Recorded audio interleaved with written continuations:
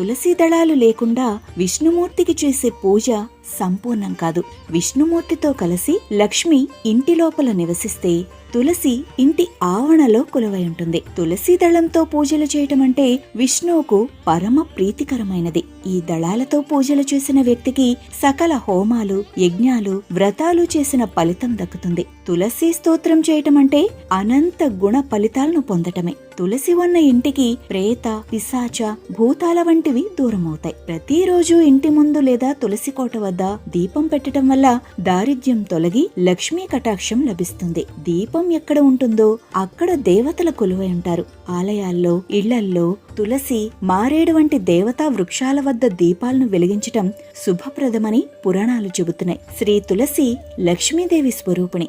లేవగానే తులసిని చూస్తే పాపాలు పోతాయి. తులసి మొక్క ముందు భాగంలో సకల తీర్థాలు, మధ్య భాగంలో